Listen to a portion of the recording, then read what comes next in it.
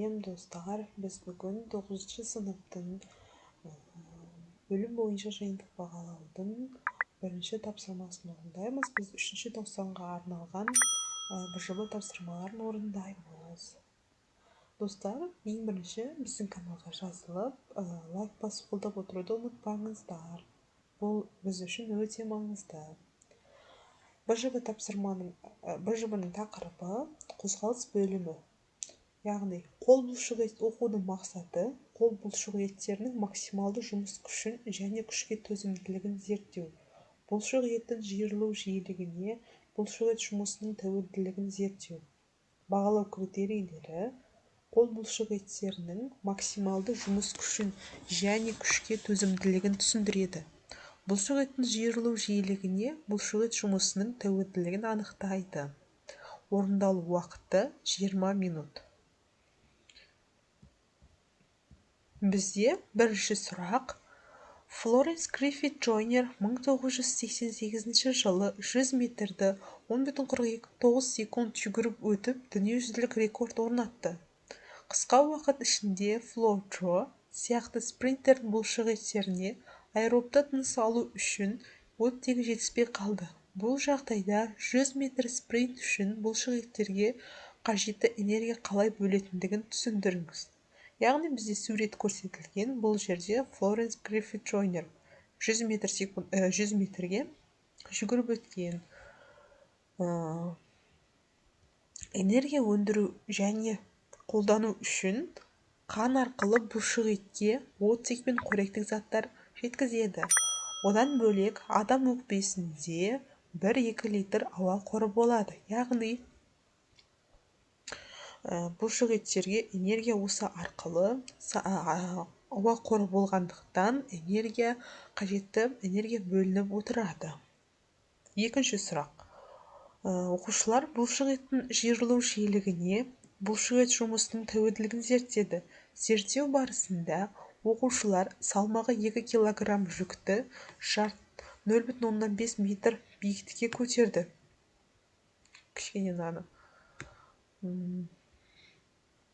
Биіктікке көтерді. Жүкті көтеру арасындағы үзілістер 4 секунд, 2 секунд және үздіксіз болды. Деректер кестеде берілген. F және 1 килограмм тең 9,3 болған жағдайдағы күш килограммды есептеңіз дейді. Яғни біз 9,8-ді көбейтеміз 2-ге, тең болады 19,6.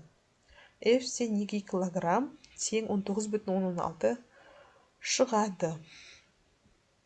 Тапсырма түсінікті болса, келесі сұраққа өтеміз. Бізде үшінші тапсырма А тең F көбейтілген S көбейтілген N формуласы бойынша S тең 0,5 метр болғандағы әр жиіліктегі жұмысты есептеңіз дейді. Яғни А тең 19,6 H көбейтілген 0,5 көбейту 22 тең болады 215,16 джоуль. Яғни бізде кесте берілген баяу орташа жылдам дейді.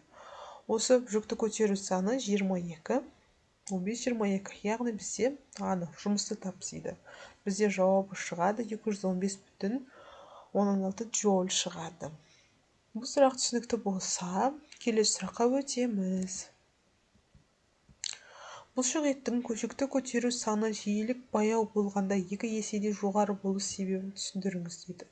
Яғни бұл себебі жүкті үздіксіз көтеріп тұрудан. Соңғы тапсырма бізде бұлшық еттің динамикалық жұмысқа төзімділігі. Кішкенен үлкейтеміз. Сіздерге көрінбей қалса, бұлшық еттің динамикалық жұмысқа төзімділігі ішкі мүшелерден жұмыс сипатына және қарқынына байланысты. Графикте қол бұлшық етінің жас өскен сайын төзімділік өзгерісі көрсетілген дейді. Яғни бізде график берілген.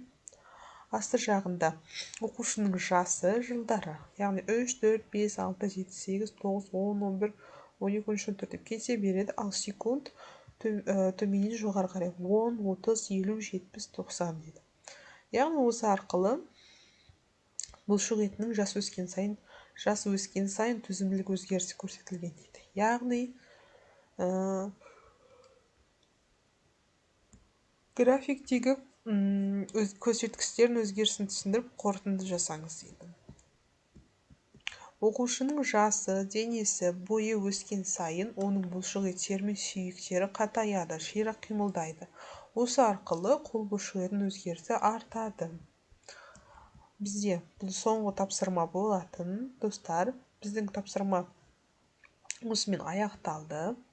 Біздің осы видеомыз ұнаса, достарыңызбен бөлісіп, лайк, комментарий қалдырып, біздің арнаға тіркеліп алыңыздар. Алдағы уақыттарда да ПЖБ, ТЖБ тапсырмалар уақытылы шығып отырады. Сау болыңыздар.